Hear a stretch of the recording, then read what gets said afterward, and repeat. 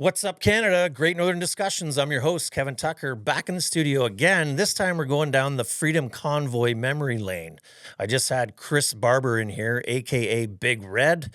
It's a fantastic episode. We get into all of the good stuff. We talk about the woman who was trampled down there during the Freedom Convoy. We get into Tamara and Chris's sentencing, why they're going after Chris's truck, Big Red. Also, he's firing up a new podcast. They already got it going. They're going to release the second episode tonight called House Arrest on YouTube. Anyway, it's a phenomenal episode. We talk about everything Freedom Convoy. As always, many thanks to our sponsor, Lone Star Directional Drilling.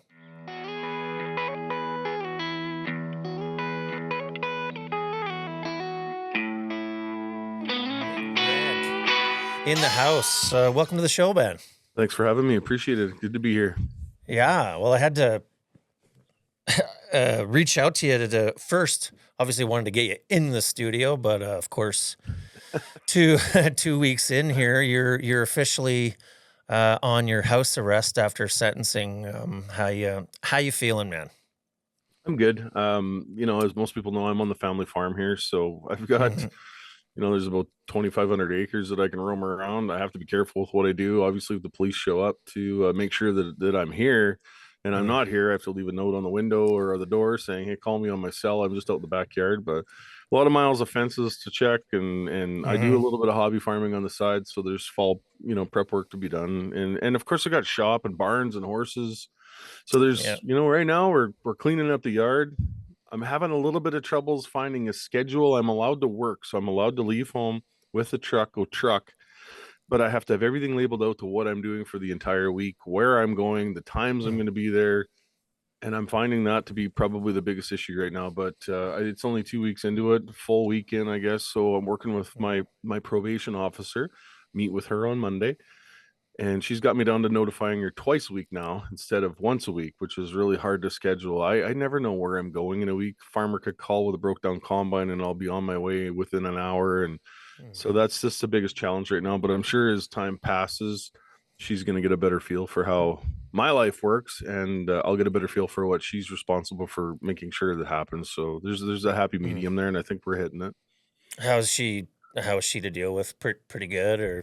I can't complain. She seems like she's probably not a super fan, but she's not a hater. So she's doing her job and she's given, a list of requirements that she's supposed to adhere to and make sure that, I was allowed 3 hours of leisure time this week. So I said, you know what, maybe Tuesday night I'll take my wife into town for supper and we'll go for groceries. So she said, you know what, I'll give you 4 hours, because it's an hour travel from the farm into Swift Current, and I'll give you an extra hour just for good measure, so you don't have to worry. So we went grocery shopping and had a bite to eat and picked up some stuff, and it was actually a good night. But you're always watching the clock because, like you said, if you pull into the yard at 5 minutes after the time allotted, that's considered a breach. So we got to be really careful on what we do. Sure. And I know we got a lot of law enforcement on our side here, but still, play within the rules and stay there. Yeah. Well, you want to play within the rules. You gotta. It's funny though. I'm thinking that they're calling that leisure time, going for dinner and a grocery run. That's leisure, but it is what it is. I guess you can't control that. But so your full sentencing is, and then I think I want to go back to the beginning, just for listeners, and maybe we can relive some of the experiences down there at the convoy. But so you were handed, though, with this sentence, you were handed 12 months house arrest, an extra 6 months of I guess that would be curfew. Yep. So I have to be 12-month at home house arrest sentence. I will remind everybody that our trial started September 5th of 2023. It literally wrapped up October 7th, 2025. So it was just over 2 years it took for us to try. We spent a total of, I think it's close to 60 days in trial in Ottawa, countless Zoom trials from home here. We logged, 45,000 kilometers and travel across the country, 8 different trips to Ottawa for trial. Sometimes there would be 3 days of trial in 1 week, and then you would wait another week and you'd do 2 days of trial. So a lot of Airbnbs, a lot of hotels, a lot of travel, a lot of expense, a lot of time that I wasn't able to be home and working or looking after my family. So the toll on this it's been pretty significant over the last few years. I'm thankful it's done. At least we kind of know our fate, and now it's just moving on from there. Yeah, you just gotta try to move forward, pick up the pieces, and try to move on, carry on with your day to day. And I guess part of that moving on, we were just talking earlier, but you've got yourself and Tamara fired up your first podcast, and you're releasing you released House Arrest. I think you titled it. That was actually one of our buddies' idea for that name, and it's kind of fitting. So, House Arrest. It's going to be Yeah. broadcasted Thursday evenings at 6 o'clock p.m. Central Standard Time. We have a YouTube channel. Tamara's been the one putting all the channels together behind the scenes. She's got House Arrest -18 on YouTube, and then of course my Big Red official account on Facebook will stream it. Freedom Convoy 2022 page will stream it, and both of our X accounts, as well as I think she's created more. So, it was really good. We got Tom Marazzo on last week, Danny Bulford, Eva Chipiak popped in for a little while. Our goal, I guess, with this is just to kind of tell the story of Freedom Convoy and the different people in it. We're honored tonight, it being Thursday tonight. Brian Peckford, the Honorable Brian Peckford, is going to join us, hopefully with his wife, Carol.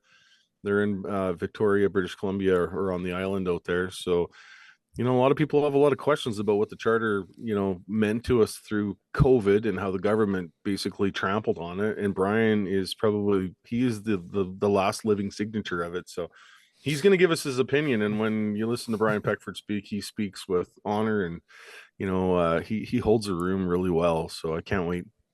Yeah, he's a fantastic speaker. Great guest to have on. He's super knowledgeable and a good guy. And Eva, I guess Eva as well. I've been speaking with her a little bit. We're going to get her in here as well. I'd like to talk about the trial and her getting to grill Trudeau on the stand too. Must have been a good. And everybody's moved on with a different thing since. And Eva is she's worked on this Empowered Canadians is what she's done, and it's all about educating people to get involved with the system and question the system and do it properly. And so Eva she's a spokesman for that, and she's done an amazing job, in what she's reaching out for right now. So we stand behind her 100%. Yeah, she's awesome, and she's all about division over dialogue, or dialogue over division. That's what I like to say. But I want to go all the way back to when this first became a thing for you, when it popped on the radar. How did this kind of formulate and bubble up? Where would you pinpoint that to? Well, COVID, the start of COVID, when they locked us down, and I remained to work throughout the whole COVID experience, right through the pandemic. I was hauling equipment. I was the guy, as many others, and everybody had a role in the pandemic. You had your healthcare professionals and your law enforcement, and everybody did their part. As an over-the-road long-haul trucker, I found it was quite difficult. The traffic was light. That was the one bonus, but we found ourselves standing in drive-through lineups with passenger cars, because you obviously can't take a semi through a drive-through, to get a cup of coffee in the morning. Your bathrooms were the great outdoors. You couldn't get into a restaurant, you couldn't get into a gas station. Everything was locked up for quite some time there, and the mandates never seemed to get any better. They kept telling us that mandates will be lifted here, but then you'd reach that deadline, but it would be 2 weeks to flatten the curb, and that turned into 2 years later. I think people were pissed off. We listened to both, Alberta Premier Jason Kenney and Scott Moe in Saskatchewan here announced that we would not be taking part in any COVID vaccine, the cards, the ID, QR codes, the vax passes. And then all of a sudden, it seemed like there was a First Minister's meeting with Justin Trudeau in there, and both Jason Kenney and Scott Moe both came back and said, "Hey, we're implementing the COVID vaccine, the cards." And that was October 1st, 2021. And I remember being really, really pissed off. And I was the guy that would yell at the steering wheel when it came to all this stupid stuff going on. My grandmother was in her late 80s and early 90s at that time, locked up in a care home in Swift Current. I couldn't visit her for the last number of years of her life. She's since passed on of old age since then. But I mean, that my story is minimal compared to what other people have told me in the last number of years, with people losing their loved one in a care home or in a hospital and not being able to say goodbye or hold their hands when they took their last breath. So knowing all that stuff was going on, and then seeing the government continue with that, It was in fall of 2021 when Justin Trudeau introduced the passport for men for commercial vehicle drivers crossing the international border, and that was the catalyst in my head. Mm. And we announced. I guess I got vaccinated at the end of December in that year because the mandates were about 2 weeks away, and I knew I needed to have it 2 weeks prior, and my life was on the line. My business, my everything I've worked for the last 30 years driving truck was on the line, and I was Yeah. pissed off. I was forced into getting it, but then I started talking with more and more people out there. And in January 7th, 2022, I did a video on social media after talking to a bunch of other social media influencers that we were going to try and have some sort of a, bring the trucks up and start rolling on our, provincial legislative grounds and protesting of some sort. I'm not a protester or an activist. I've honestly just been buried in work since I was old enough to start working on the farm. And it blew up from Mm. there. And as that Yeah. blew up and that video went viral, I kind of introduced the truckers into, the activist side of it. People that have been fighting the mandates for 2 years previous to that, and we're standing on the legislative grounds for 2 years, and it was that collective group of everybody just kind of coming together, and Hmm. Convoy was born, I guess. Yeah. Can I ask you if just regarding the convoy, was there any tie? Because I don't know, you must remember. I'm sure you talked about it, but there was the United We Roll convoy that was in 2019, and just for listeners and viewers, it was. I'm in the energy sector, and so that was all really about repealing C-69 and getting these pipelines going. And I remember when it rolled into Ottawa, we were excited in the sector. We were like, this is going to be a big deal. And, there was 170 trucks, I think. Maybe there was more that rolled in. And I mean, of course, not a peep from Justin. And it got no TV time. It gained little traction. I even tried going back to look for CBC articles to look for any type of positive coverage of this thing. But yeah, I wonder, did that have some influence on you when you guys fired this thing up? It did. Obviously, I wasn't part of United We Roll in Hmm. 2019, but I've become friends with one of the main leaders there, Glenn.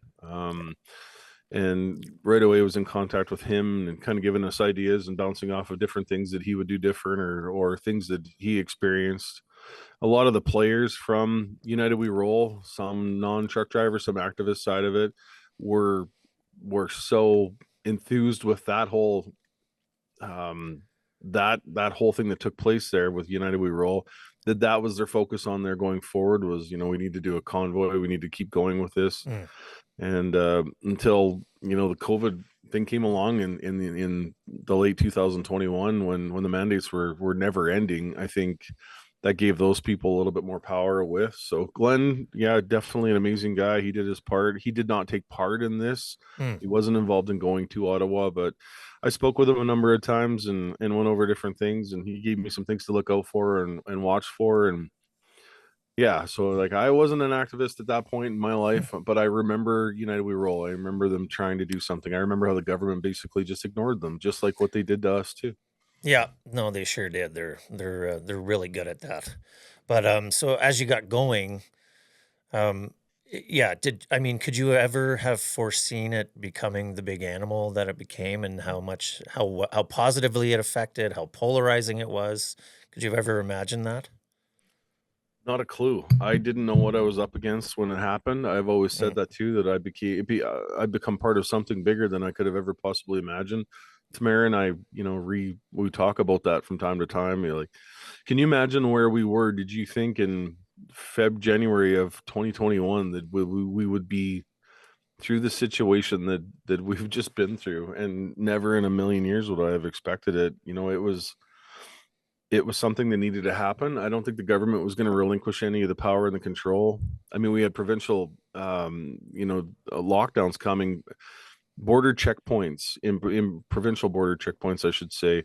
That was something that Marco Mendicino was talking about, and the border mandates, like they were continuing with this, even though they'd give you a carrot saying, "Well, we're going to release the mandates at such and such a time." It took Canadians actually having enough to have those, start taking place. And federal, I know they wouldn't listen to anything no matter what, but the provinces listened, and that was the main point. Hmm.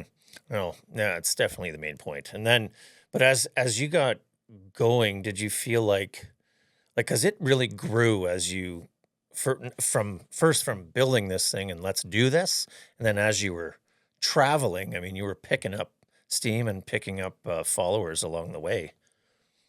There was a lot of people. I went to Red Cliff, Alberta to pick up Tamara Lich on the morning of I believe it was the 24th of January. Mm. And just coming from my farm into Swift Current, 6 o'clock in the morning, leaving the house here in the dark. And you're like, is there going to be anybody in Swift Current that wants to go to Medicine Hat? Is this all just, smoke and mirrors? And I'll never forget coming around the corner in Swift Current to the co-op card lock there and seeing the glow of cab lights, and the parking lot was full. And that was just to go to get, a Medicine Hat to meet the West Convoy and to grab Tamara. Mm. And then when we were in Red Cliff there, people were saying like, hey, there's people lined up on the highway through Medicine Hat. Like, you better get going. And when we left that day, having, police traffic control at the intersections for safety and people standing on the side of the highways with the flags and the banners and all the stuff and the children, and then that continued as we went on across Canada. And I think Winnipeg, we hit our max. I don't know if we'll ever forget Headingley, Manitoba, the amount of people that were standing on the highways there. It was actually a safety issue because there were so many people there that there was a fear for somebody getting hurt with with a truck or a vehicle. But Yeah. we did it safely, and you don't put that many miles of traffic together in a straight line and that many kilometers and not have a single thing go wrong, Mhm. without the help of a higher presence watching over us. That's for sure. Yeah, no doubt. And I remember watching the videos. Of course, this is all online. You're not getting it on the mainstream, but all the videos on social media online of these just miles and miles of trucks and miles of people cheering. And it was really just a big love fest comparative to what they were portraying on the news and what was coming to Ottawa, this big group of bullies and rednecks, whatever they wanted to label Microaggressions. you. Yeah. Yeah, it was And they pretty. Mhm, Ontario turned the traffic cameras off on the highways so they could mhm. limit the amount of people that could see it. And that was out there right from day one. Government's job, and we learned this through the Public Emergency Order Commission, that their job was to try and demonize us and turn people against us as fast as they possibly could. And that was Justin Trudeau's direction on this right from the start. Yeah, of course it was. Well, pretty typical of him. And then, of course, by the time you get to Ottawa, like this must have been maybe perhaps a nightmare to organize to where you're going to park, or like how organized was this thing along the way? I left it up to a lot of I thought it was under, already handled, I guess. We had people saying we had two different staging areas in the city of Ottawa, Major Hill Park and Confederation Park, as well as we had staging areas outside the city. And so rolling in there, you're just assuming like there's porta potties and everything set up in the where these two staging areas are in Ottawa, not knowing that when we got there, Southern Ontario and the East actually entered the city the night before we did from the West. So we were bringing another 3,000 vehicles or however many was in the convoy into the city when people were already planted there from the night before. So Mm, a lot of the trucks wound up on Sir Johnny McDonald and the Parkway and outside the city limits. I can see exactly what happened there and why people wound up in the residential areas. I can say that I had nothing to do with that. Police led me onto Wellington and told me basically where to park, and then that's exactly where Big Red remained until a week and a half later or a week later when the liaison officer said, "I want you to get the truck off me off Wellington." And I listened to her. They used this against us in the courts that I didn't mm, listen to her on the day that she asked, but the day that she asked me to move the truck, there was 400,000 people in the downtown part of Ottawa, and it was a mm. Saturday and it was a busy weekend. And I moved the truck at the earliest, safest, convenient time, which was the following Monday or the Tuesday, something like that. So I did listen. I Mm. just felt safety wise, and it was like listening to the trial go on for that long, and the amount of gaslighting they did inside the trial with the Crown and his evidence. It was quite disheartening to see how anything they could possibly throw at me to make me look bad in the judge's eyes, I guess, was used against me. Yeah. Yeah, it was pretty clear they were going to paint you guys and anybody associated as the villains. And then of course we'll get into the shenanigans now that happened down there. But so I know when you guys you first got there, and then obviously the honking. Everybody talks about the honking turned into a big meme too. Honk for freedom. And yeah, how many days did the honking last for, and how traumatic do you think it really was for the people, the residents of Ottawa? I want to, we impacted maybe a 6 square block of downtown Ottawa in the residential area. That number could differ on, somebody's opinion, but there was a couple streets where there was, apartment buildings that were, affected by it. Of course there was. We worked with with the police to try and limit, make the emergency lanes open. Horns, probably 2 to 3 days, something like that. Yeah. And we always had the asses that wouldn't quit, so why those people weren't the ones dragged through the court, the guys that wouldn't listen to horn injunction. We did our best to adhere to those rules. Hmm. um it was, people forget, like, I lived in downtown Ottawa for those 3 weeks too, and I slept every night. I don't know what the difference was. A lot of government buildings down there are empty. A lot of the businesses were closed by the city. Hmm. If those businesses would have stayed open, they flourished. Any business that did stay open flourished. We had, businesses like two Tim Hortons in the downtown core there, where protesters were mopping the floors. People will walk in and buy $100 gift card and say, hey, for the next, until this gift card runs out, the coffee's on me. Hmm. Eureka with the iconic cafe in the downtown, his business thrived. I Yeah. know a few of the hotels, one of the ones that we stay at when we're in Ottawa there, said my business was 2 weeks from being bankrupt, and because of you guys and the business that you brought to the city, I survived. So Hmm. there's a lot of those stories out there, but the government in their messaging to Canadians right now is to say, we forced the businesses to close. Nobody forced any businesses to close on the truckers' hands. It was all in the government's hands, and it was done that way by design. Hmm. That certainly was. I do remember watching all kinds, again, only online, clips of, yeah, store owners. Yeah, of course, the iconic cafe. A lot of them saying, geez, business is great and these people are all being cordial. And of course, um, I remember, arguing uh, with some family and some of the older crowd that only watch mainstream. So you had two different narratives going on, and you could watch it. I of course couldn't be there. My wife and I talked about it. We really wanted to go, but live, the live online, and we would show them, look what's really going on down here. There's At one time you go on TikTok, I remember it saying there were 700 million views of all the Freedom Convoy. This has now gone global. Uh, the likes of Joe Rogan mentioning, of course, backing the truckers. This is ridiculous. This is tyranny. So everything that we watched, it was just a big giant love fest of people just frustrated and happy to be with like-minded people. How was that feeling of down there, feeling the love? Man, it was minus 20 or to 30 degrees Celsius. Yeah. And as most people know, there's a lot of water around the Ottawa area. So the humidity rate was extremely, it was Mm. cold. Like, but people, it was Canadian. It was the most Canadian experience you could possibly ever, have lived through. I know that it inconvenienced a few people in the downtown core, but I think of the inconveniences that the government gave to Canadians, and I wonder how that compares. Or Hmm. anybody that was there on the street in Ottawa and was there not watching mainstream media, seen exactly what it was there for. And it was totally unlike mainstream media. We had veteran CBC correspondent, retired now, Rodney Palmer.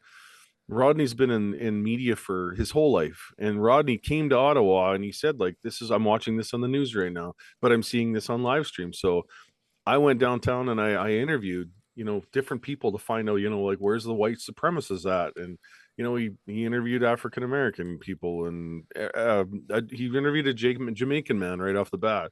I encourage anybody to watch the documentary called Unacceptable, and it's Hmm. unacceptable.ca. And that one spells it out exactly what it was. They have Rodney on there on his own words to explain it was farther for the CBC to walk to their car than it was to the protest site, but they chose not to. And he's right in that. And they take you right through the entire documentary on exactly the events and how they took place. And they're going to give you a little bit of both sides, so they give you, it's fair and balanced, and it just asks a question.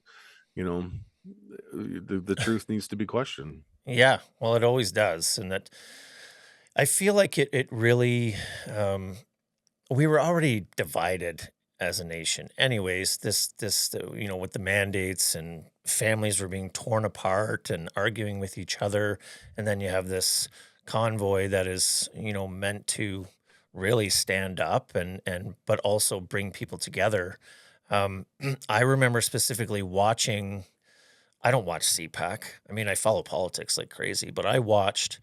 I'm skipping ahead to the Emergencies Act here now, but during when after he imposed the Emergencies Act, and then the Senate was doing an emergency hearing on it, I Trudeau was getting lambasted. Like every senator that was getting up was really questioning the validity of the Emergencies Act. They were, and I'll never forget Scott Tanis. This is when I became a massive fan of Scott, and not of everything he's ever done, because he's opposed some things too.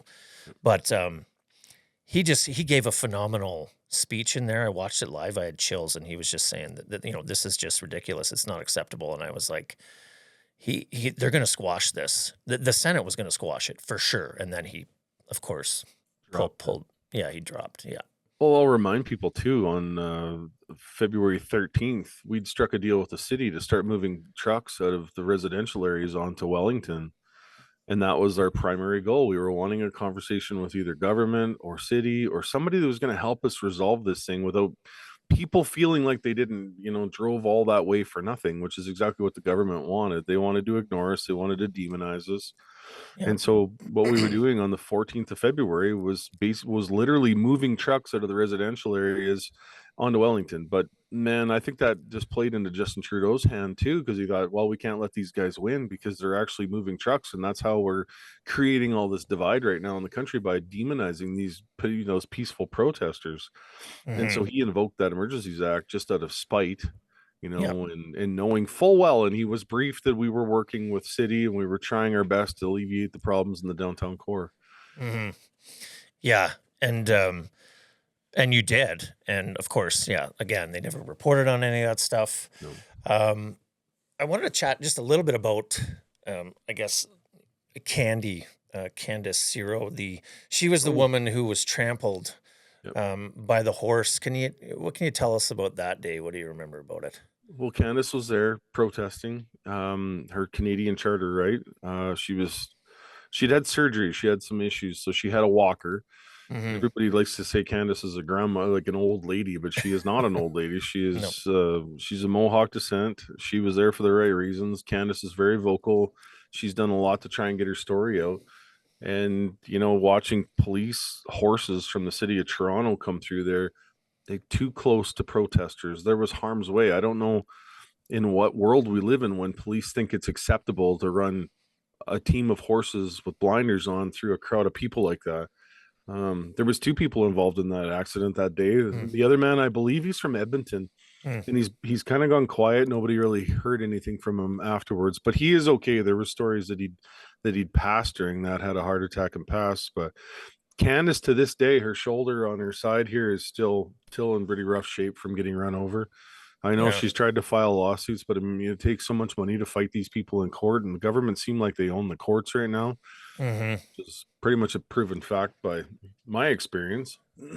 Yeah, no question. Yeah, I think she had a busted clavicle and all kinds of ribs and bruises and all kinds of injuries.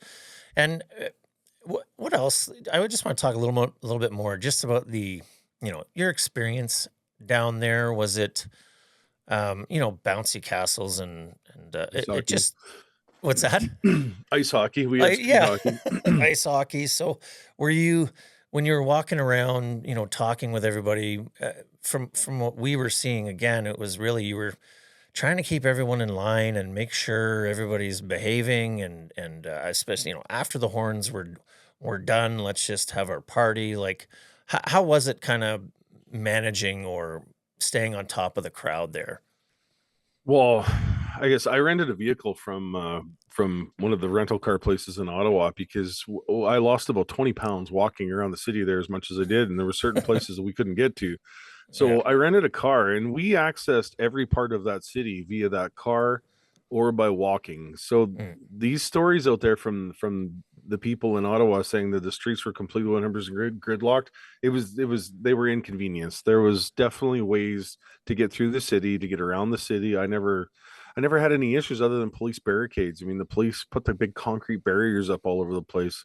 My job was mainly, running from place to place to make sure that people were looked after. The liaison Mm-hmm. officers had, during my test, my evidence that they used against me, they used a lot of the police text messages and statements and officers that I dealt with to try and make that worse on me. But Mm-hmm. my job was to try and alleviate traffic in the downtown core. I took it upon myself and others that I worked with there. There was a group of us to make sure emergency lanes were open. And sometimes we would go back to that next street the next day and the street would be blocked again. And then we'd have to work with the protesters to say, if somebody has a heart attack in this apartment, I don't want that on my conscience because we can't get an ambulance down this street. So Mm. please use your head when you're doing this. One thing to protest, but it's another thing to block a street completely. Yeah. And that was it. That was mainly, we promoted peace and we promoted them working with law enforcement. For the most part, all officers that we dealt with throughout the protests were very easy and good to deal with.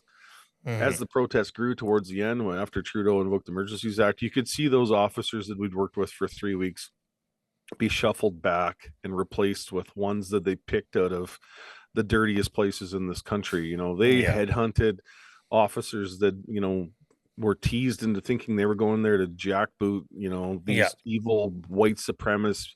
You can see it on them. And I don't know where, I hope these officers sleep well where they are right now, knowing what the hell they did to, innocent Canadian protesters. Mm-hmm. Well, and you mentioned, yeah, white supremacy, which is always the go-to. I guess it's fitting because even with the United We Roll, when again, which was about energy, when the guys went there, you had some people in the groups that were obviously disgruntled with other things with the government, and one of them being immigration, which is Mhm. even more heightened now. But because some mentioned immigration was a problem, they turned that into a racist faction of that group. And so Right. here we have another one. Freedom Convoys, triple the size, quadruple the size. And again, then they have this, you get the picture of someone with a Nazi flag, all kinds of theories saying Let's this talk guy's about that. Yeah, let's talk about that. I want to talk about that. The flag. The What? flag. Well, it's kind of ironic that the police were all stationed at the Chateau Laurier Hotel in downtown Ottawa. That's where police or all the members were basically stationed. They booked the whole place. Mhm. And that flag came out of one of the back doors of the Chateau Laurier and into a quiet part of the protest area on Parliament Hill that was accessed from that side door.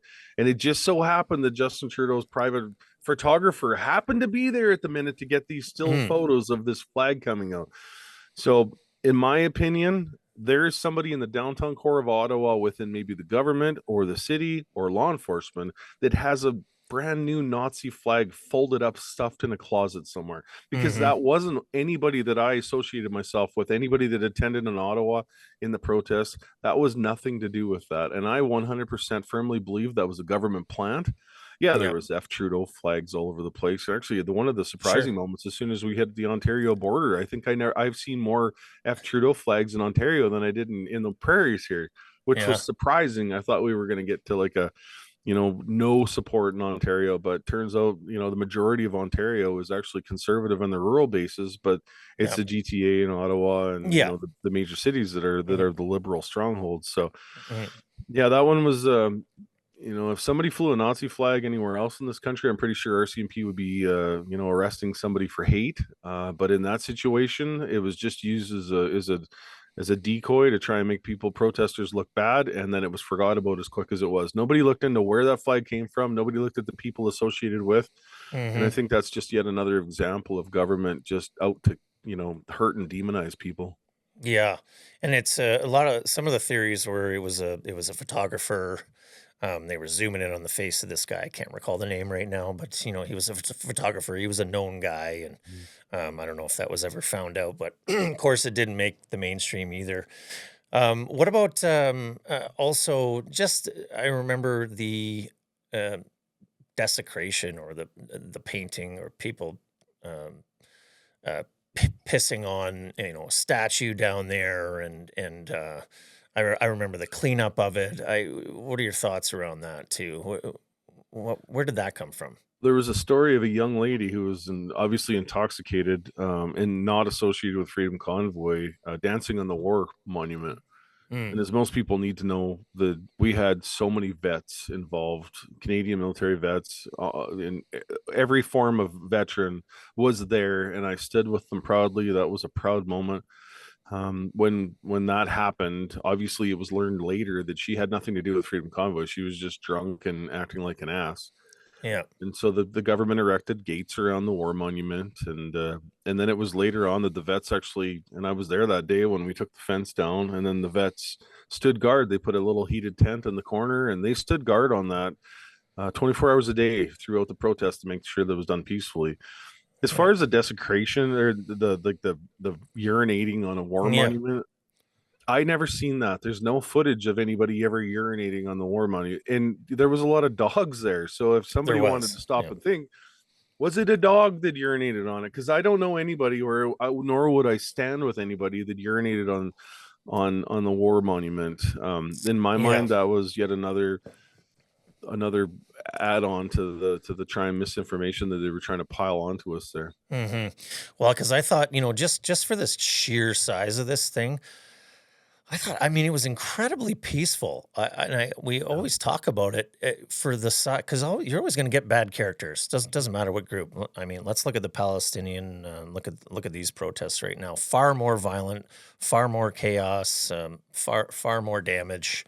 But yeah, I just thought it was incredibly peaceful. It must have been Was. super hard to keep everybody in line like that. Well, like in the anger, I guess it was a powder keg for anybody that wanted to be the strike of flame, but we didn't allow that. We pushed for peace and unity, and we had two citizens of Ottawa that literally lit the entrance of a hotel or of an apartment building on fire, trying to set the smoke alarms off to try and paint protesters in a bad light.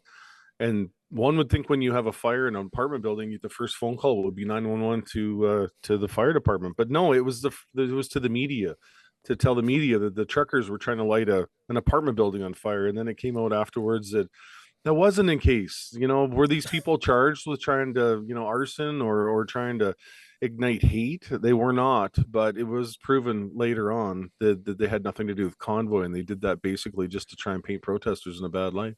Yeah. Well, there was all these little nuggets of plants and things to make this thing look like, it wasn't what it actually was. Oh, I remember there was a city Yeah. dropped off a bin, like a big disposal bin full of rocks and bricks and things like that. Right. In the downtown core in the middle of a big protest like that.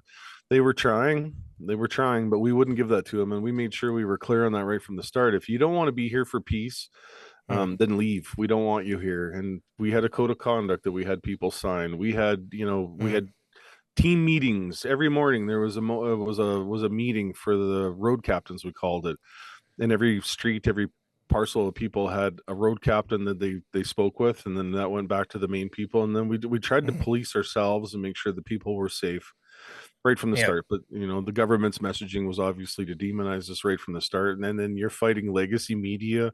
The one saving grace was there's enough social media videos, like you said, that's where the truth came from. Anybody that wanted to see Mhm. what was actually happening in Ottawa went to social media posts instead of legacy media. Yeah.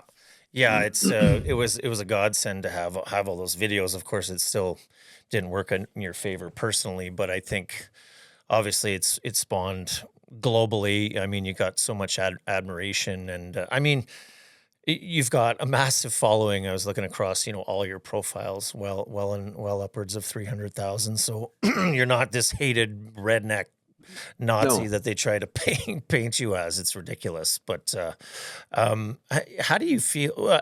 I was actually going to mention.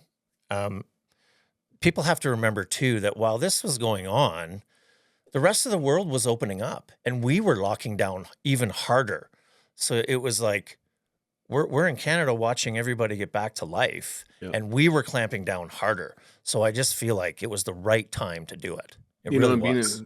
being an over-road truck driver too, a long haul truck driver, I would Mm, cross into North Dakota through across the border there, and there was no mandates down there, not even comparable to what we were dealing with in Canada here. I would go into North Dakota, and you would be able to enter a restaurant. You didn't have to show a vax pass. You didn't have to wear a mask. You didn't have to mm, social distance. people were living their life normally down in the States just to cross that line. And then as soon as you come back to Canada, and then the government went through an added, measure on you, like the ArriveCan app, where you had to Yeah. have another app on top of the passport. And that's Hmm. the government and their control. And they weren't quitting with that. We were continuing with that. I didn't feel like there was going to be an end to it. No. Well, yeah, most of us didn't either. It was such an awful time. I don't get to speak about it as much in here as I'd like. So it's good. I'm happy to talk about it today with you. You guys, we were rooting for you out there. There was a big contingent out here. Do you feel like when you walk around now, like how do you feel the public's perception of you? Can you feel it? Do you feel like they don't like you, they hate you, or they're indifferent? No, I feel the love when I'm out in public. I Hmm. have it's my wife dreads going to the grocery store with me because it's usually a conversation every 4 or 5 people that we meet there. It's not just as simple as running in for a loaf of bread. When I'm trucking in Big Red, I got a lot of horns, a lot of waves, a lot of shout outs on the radios and the two-way radios. Every place that I stop, I laugh that Subway's like my Achilles heel. I can never grab a sub and then just go eat it in the cab of the truck without somebody banging on the door. And you're trying to have a conversation with somebody with your mouth full of, which is but it's good because you see all the support out there. And no matter what parking lot I find myself in at night, there's always somebody that wants to say hi, shake a hand, and get a picture of Big Red and Yeah. meet my little dog Zippy. That's quite a big deal too. He's quite the rock star, and Yeah. so I see a lot of support out there, and I do see a little bit of hate every now and then. I'll get the Mhm. odd middle finger, but I've never had anybody come up to me in public No. and say anything wrong. But I am 6'4" and 260 pounds, so I am a little intimidating to walk up to, thinking that you're going to tell me I'm a piece of what.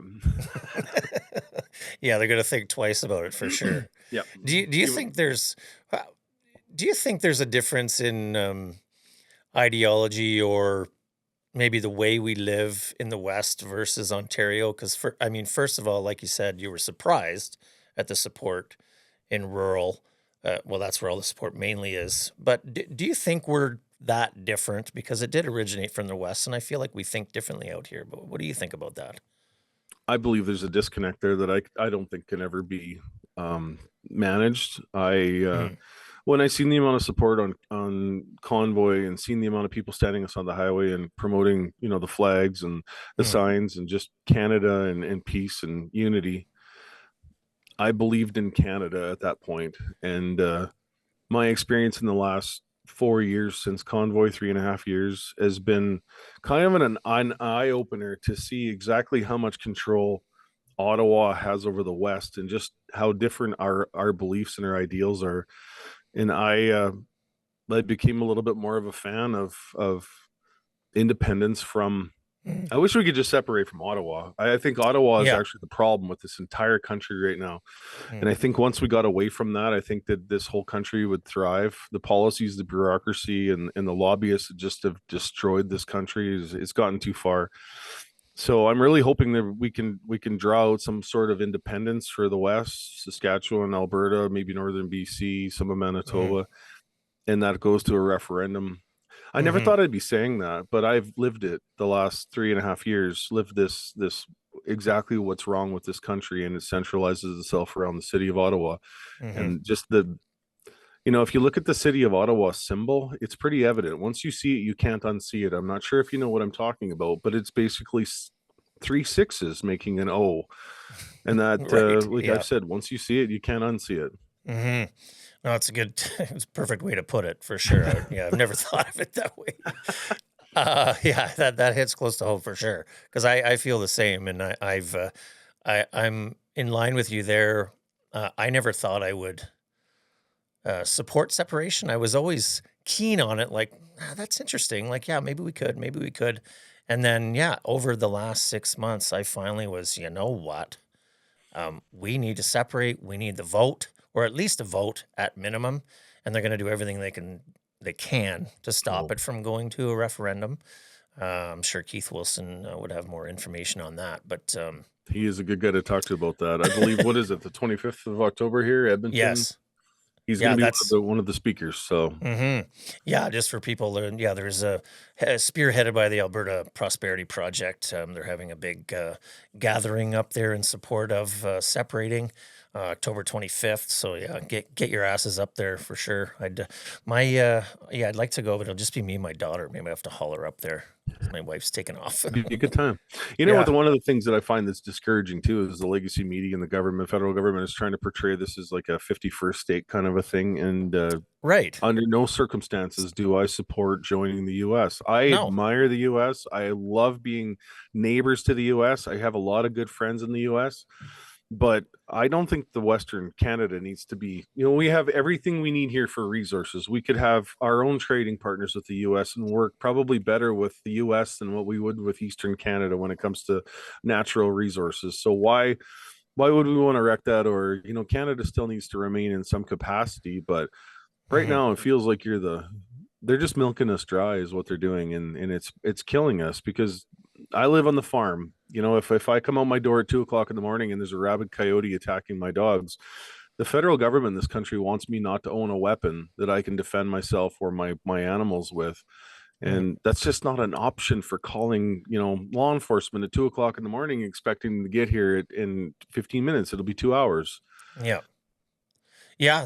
Well, this the gun buyback. It's just a debacle. It's a nightmare, and they don't listen. It's there's two different ways of life in here. You got your city life, and then you got your rural life, and rural life is drastically different. It just is what it is, and Yep. so guns are a part of it. It's your own asset, and it's to protect your home and to protect your animals and your property. And I'm all for it. In fact, a bunch of us, we finally got our licenses. A whole bunch of us have been talking about it. I mean, I live in the city, but um, we've talked about it for years. I'm like, why don't I have a gun license? I go out and clay shoot and hunt with buds. We finally got it done. A big pack of us. It's like enough, you know. It's a good we have like a Thanksgiving and an Easter time here. If the weather's right, all my neighbors come out. We drop our tailgates on the edge of the river valley where we have kind of a makeshift gun range set up with Yeah. targets, and we skeet shoot for the day and target shoot, and we just have a blast. But it's all safe, and it's all every bullet is directed at some a bank of dirt where nobody's going to get hurt. There's going to be no ricochets, but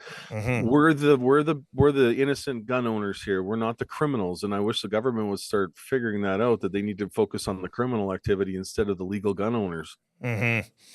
Well, and no mention of that. Yeah, Carney came out last night with this big special announcement. I don't know if you saw any of that, but Yeah.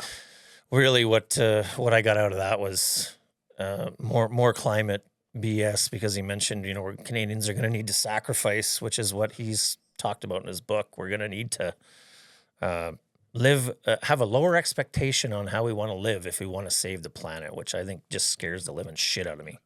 For us in the rural, yeah, absolutely, 100%. I would, when was the election? April, I think it was. And Yeah. people in this country, people that I speak to that kind of have their eyes a little bit closed, are more concerned about Donald Trump's rhetoric right now in a country that they don't even live in Yeah. than our current prime minister. Not, I don't think he's accomplished anything since he's been in power, No, since he was elected. Not one nothing. thing, but he sent a pile of money overseas to different places. That's Hmm. nothing to be thankful for when we have people living in tent cities in this country. And being in Ottawa for sentencing here, a few weeks ago, I watched a lady trying to sell drugs on the street corner across from the hotel room, and then when I looked over next, she was lighting a pipe and smoking something, and it was about 15 Yeah. minutes later before the ambulance came and picked her up on the side of the street. Obviously OD'd and needed some help. I don't know if Hmm. she made it or not. That's on the street corners in Ottawa. Everywhere, everywhere. Yeah, Everywhere. Yeah, that's it's true. spread across the country for sure. Well, let's talk about I guess your sentencing. How much time exactly did you spend in jail? I know Tamara's ridiculous amount of time, like 49 days, I think, but you also spent some time in there. And let's talk about the charges they were trying to throw at you. So I was arrested on February 17th, 2022. I was Yeah. charged with 7 indictable offenses. It's been so long now. So it was mischief, Yeah. disobeying a court order, obstruction, and then there was 3 or 4 counseling charges on top of that. But Mm. most of the time, normally mischief is what they call a summary offense. They termed this, indictable. So it was basically the same meaning as a murder charge, put you in the same category. I spent 26 hours in Ottawa, police jail in the basement Mm, there. mm, It was uncomfortable. I mean, it wasn't as near as bad as what Tamara went through. Tamara was arrested. I had a bail hearing on the Friday at about mm, 3, 4 o'clock, something like that. I met my bail criteria at $120,000 bail bond. I was given conditions not to speak to a bunch of different people, including Tamara, and I wasn't allowed to enter the protest site again. Of course, I had 24 hours to exit the city of Ottawa. I had 72 hours to exit the province of Ontario, and I adhered to those. I listened to those. mm, And it was just going home and trying to get settled again after this life altering experience. mm. Tamara was a little different. Her bail hearing didn't happen until the Saturday. There was a little confusion there around some information and money and being released away home. She was remanded into custody until the following Tuesday.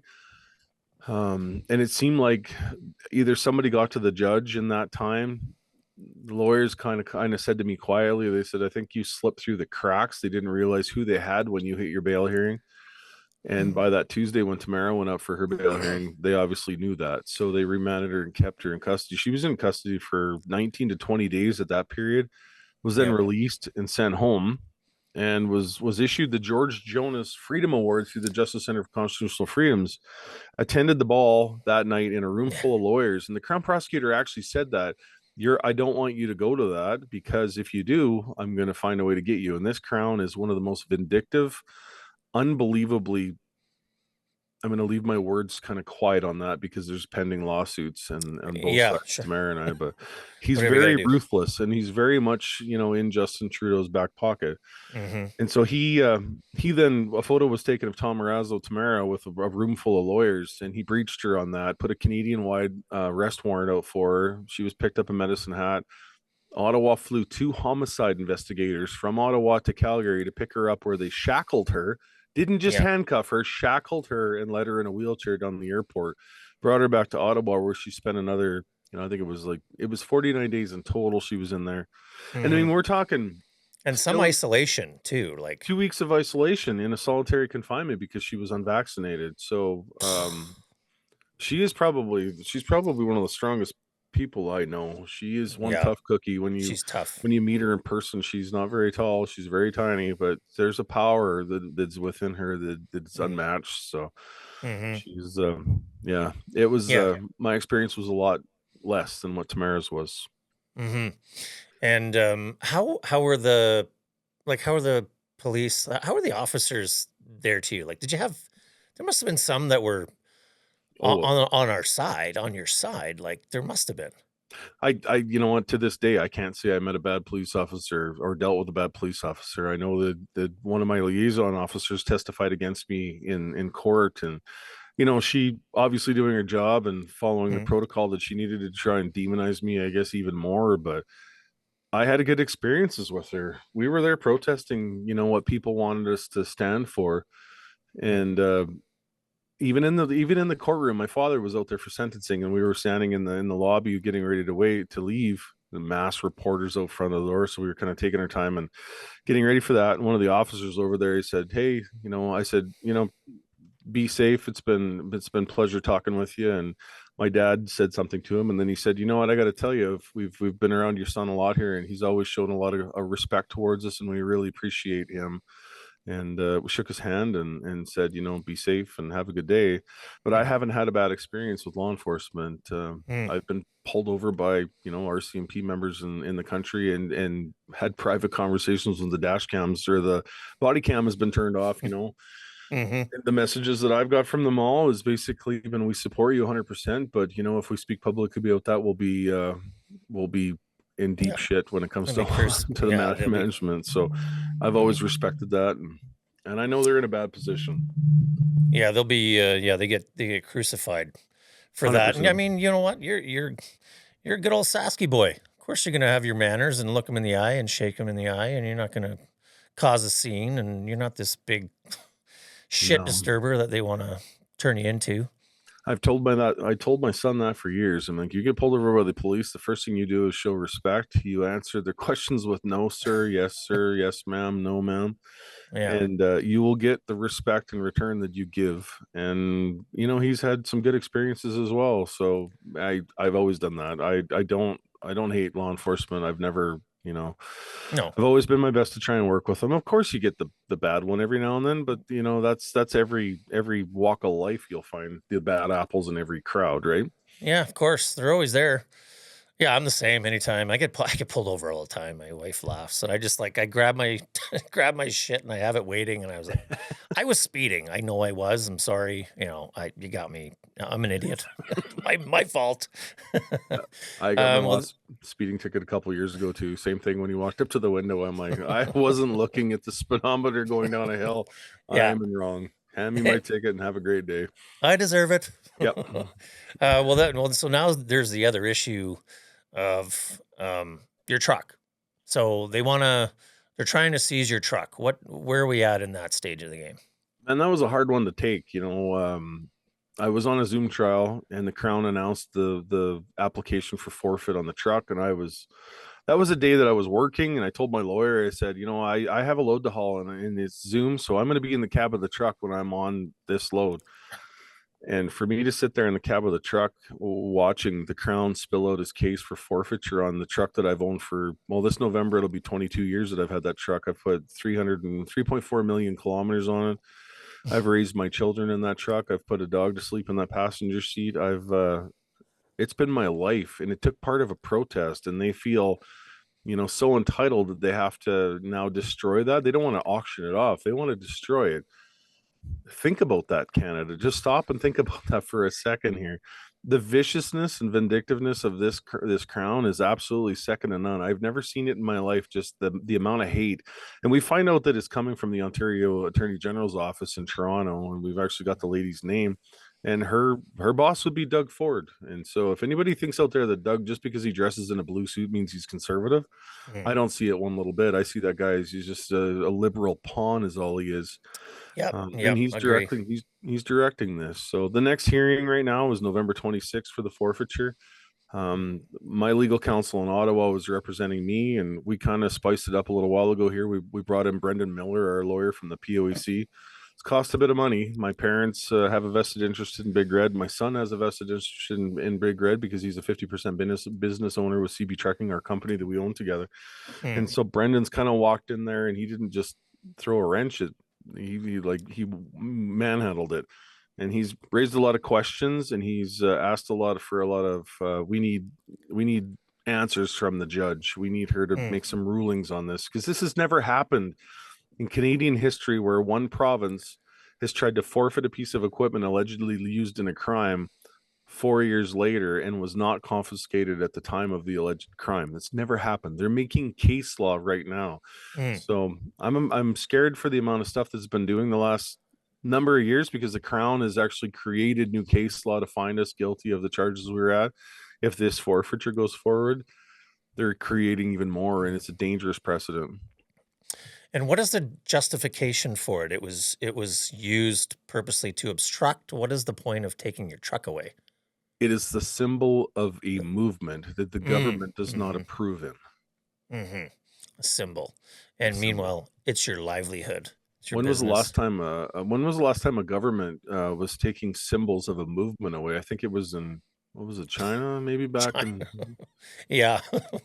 Remember, yeah. Whispers of China there for sure. Yeah. Well, he did admire them. And He did, yes. A shockingly. dictatorship. Well, and so what do you think? What are you guys thinking about yourself and Tamara? And I guess let's talk about Tamara too, because you guys have obviously grown very tight. Were you that tight in the beginning? Did it kind of just form a life of its own, or? We were pretty fast friends. Tamara reached out on me, I think it was January 13th, 2022, just with a phone call, and she just wanted to become involved.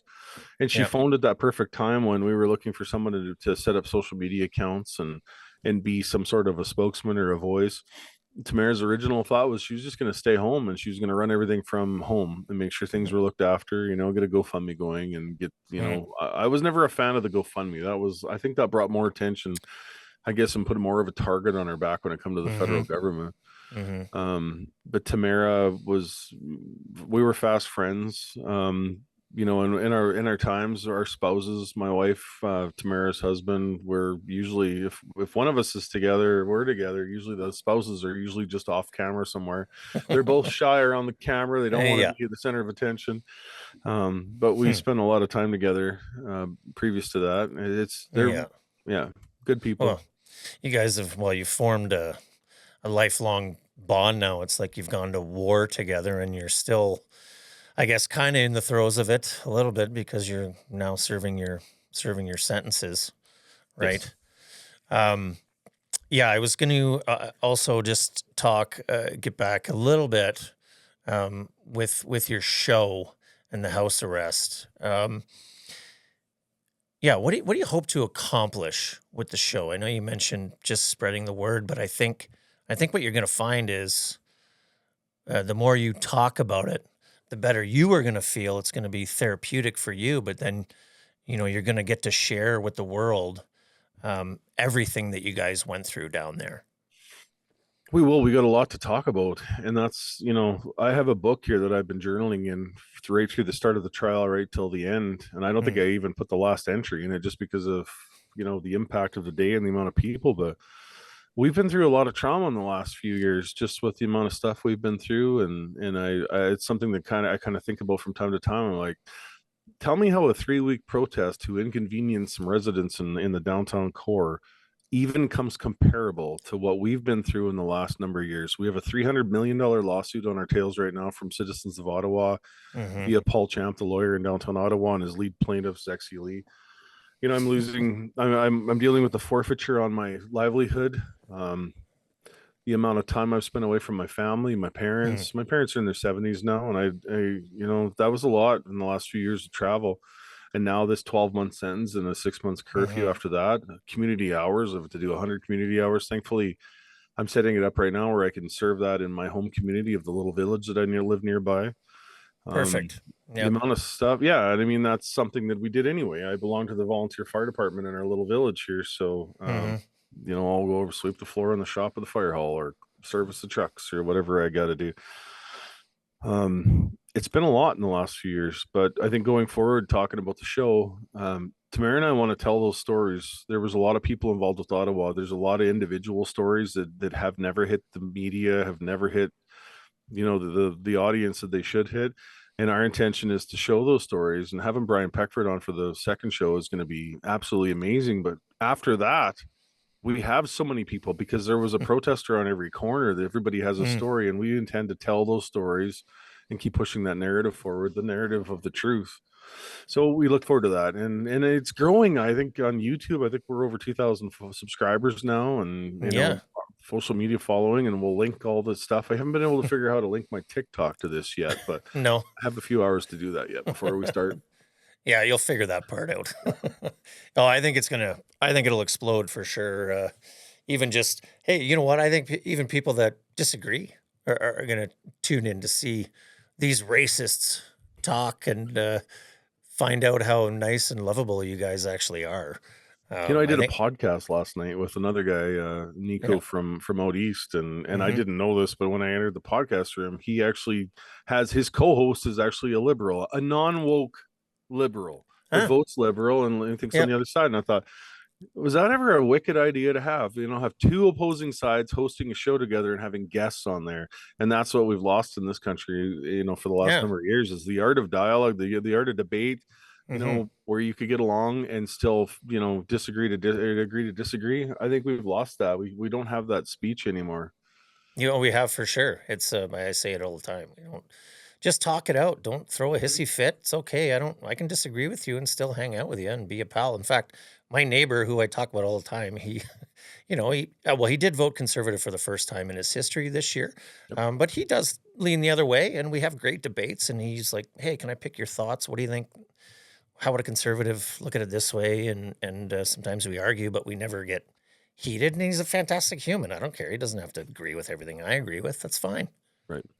But look Yeah, at where we are right now, where you're either liberal or you're conservative. There's only two that's viewpoints in stupid. this country right now. It's not about voting for your but your local constituent, and then that person going off to represent that district in Ottawa. It's about you voting for a party now, and then that party controlling the person that you voted, to represent you. 100%. 100%. Yeah, it's you're put into a box, right? It's like, well, I lean this way, so I have to vote Right. conservative, or I lean this way, and you're never going to agree with 100% of everything your own politician is. Yep. Lastly, I did want to talk about just the like the freezing of the accounts, and then the money that is being, I think, held in escrow. Yeah. So where is that at, and how much money, and who were the people that were giving to the cause? Well, the people that were giving to the cause were the Canadian donors, and that was pinpointed when hackers, liberal hackers, hacked the Give Send Go account and then doxed all the names on that Yeah. order. So they put a pin mark across the country where everybody was from, and the vast majority, there was nothing from Russia like the media tried to portray. It was Canadian and American people that were donating for change, and the government came after us even harder. So the Give Send Go was the secondary. The GoFundMe was the first one. GoFundMe released $1 million into our bank accounts and was immediately frozen by TD Bank. Um, Mhm. that there is still to this day about $5.5 million. GoFundMe then released everything else other than that $1 million. Give Send Go was started, and then the government was coming for that money. So Jacob Wells, the owner of Give Send Go, was able to hit the reimburse button before anything got there. Yeah. But what we didn't know was there was about $3.5 million sitting in the payment processing company called Stripe. So when the POC happened and the government forensically audited the daylights out of everything, they knew everything to a cent. It wound up being a little over $5 million.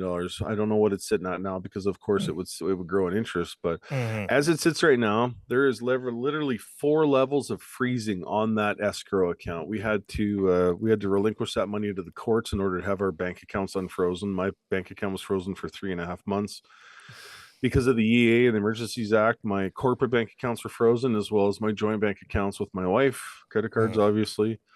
I did have some return payments on my corporate accounts, like fuel payments come out every week. And that was inevitable. So it did impact me there. Right now, the $300 million lawsuit is still in effect, and that money is sitting there. In one part because of Paul Champ in downtown Ottawa. He has a level of Mhm. freezing on it. The Attorney General's office has a level of freezing on it, as well as others. So it's still a battle to come yet. We'll probably see court July of 2026, possibly, for certification hearings for that. Mhm. Right now, as it looks like the courts are not on our side. Every time our lawyers go up in front of a judge on this, it seems like they look down on us so badly.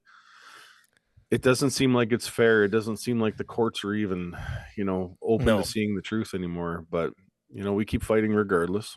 What a slippery goddamn slope we're in when we're freezing people's accounts, and these people who are giving $5 and $20 because they're at the end of their rope at home. It's fucking maddening. I don't. Yeah, that was hard to hear that part, because they were trying to pin that, of course, on foreign investment and They are. foreign players, propping you guys up, and this was, of course, the Well, furthest from the truth. and one thing I should mention too on Paul Champ's lawsuit is well, Tamara, myself, other Freedom Convoy members are named as people that are being sued right now. But Paul Champ has a long list of Jane Does or John Does on that list, and what he's intending on doing is creating more case law in this country by creating a class of people. So you had your trucker class, your Mhm. the blue collar class, whatever it is, and then Mhm. suing everybody on those lists who donated any money to the Freedom Convoy. So if he has his way going forward, this is going to create new case law and new lawsuits, push us a little bit maybe closer to how the U.S. does things right now with suing the little daylights out of anybody. Paul Champ's Yeah. up to some crazy stuff there right now with the amount of people that he wants to add to this. So Mhm. people should be aware of what's going on and wake the hell up a little bit. Yeah, he's clearly got clearly got a vendetta. Hey, 100%. he's gonna see it through to the bitter end. So, and then I guess lastly, so now you got to look ahead 12 months. You got 12 months of this shit. So it's going to be Groundhog Day. and you'll be pumping out your pods, and then you'll be obviously guest appearing. And thanks for joining today, of course. But then you got to go to curfew, and is that like, are you? Do you have an ankle bracelet on? Like, what are they? They're pretty loose with you, right? A little bit. Yeah. I have a meeting with my probation officer on Monday, so obviously Yeah. I'm allowed to drive to Swift Current, meet with her on Monday morning.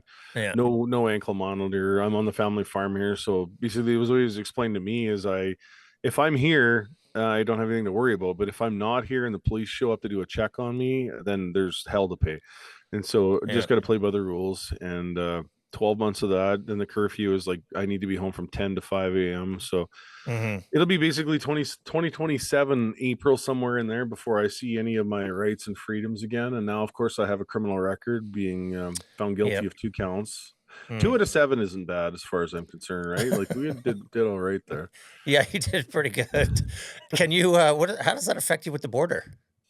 We don't know yet. Right now, mischief isn't one of those charges that is deemable by rejection. But if you meet the bad border guard that rejects you on account of that, most of them, and I've dealt with in the last number of years, have been very supportive. So we do have a friend in that big white house down in the States too. So if I am rejected, apparently we've got a little bit of leniency there. We could maybe ask for clemency or a pardon of some sort. So nice. Everything's a day by day. I am allowed to truck across the border. So like I said, I have to try and give my schedule to my probation officer twice a week. And then of the loads that I'm doing, and if I have to go to Nebraska next week for a combine, then I just have to tell her that. So I'd be on my way to Nebraska. I'm allowed to eat in restaurants when I'm out trucking. I'm allowed to stop and sleep anywhere I want. So as long as it's noted on my order. So if I get pulled over, I have a PDF file on an email on my device. I have to show that to the officer saying, here's the times I'm allowed to be gone. I was supposed to go up to Foam Lake yesterday for a sprayer, and then that one didn't mature. The payment hadn't been made to the farmer for the sprayer, and I had to give up on that. So I'll have to put another driver on that when it happens because it's not on my schedule, and I missed that one. So, well, I guess considering what they were trying to hand you, it's somewhat of a victory.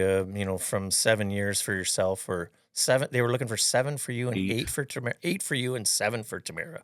Yep. And you end up with 12 months. So I guess kind of a victory. You still get to have somewhat of a life, but it's still bullshit. It shouldn't even be that, of course. I feel bad for Tamara. She's stuck in a city right now with 12 months house arrest, and she didn't have a truck in Ottawa. She didn't have a horn. She was just protesting. So tell me how the sentence for her even makes sense. But there's a lot of stuff in the last number of years in this country that hasn't made sense. So no, you're getting used to it. Well, you guys were made into the example. Well, but I think with any major scandal or trauma that happens, it takes time to heal, but also for people. And I think in this case, I really truly feel that the public perception of yourself and Tamara and the entire group, I think that's going to shift over time. I certainly hope so. I'm speaking of the naysayers. You have a lot of support for sure. Yeah. But I think it's going to shift. So I want to thank you so much for coming on, man. And what you guys did was a global movement, and it was real big for Canadians. You gave a lot of Canadians hope. I really appreciate what you guys did. I appreciate you having me on here. It's good to speak to people. I'm, like I said, I'm available for podcasts for the next 12 months. So anybody. Yeah. Follow Big Red on all the socials too. And then make sure you tune into that house arrest program. So absolutely appreciate it. Right on. Okay. Thanks, man. Take care, Giv. Appreciate it.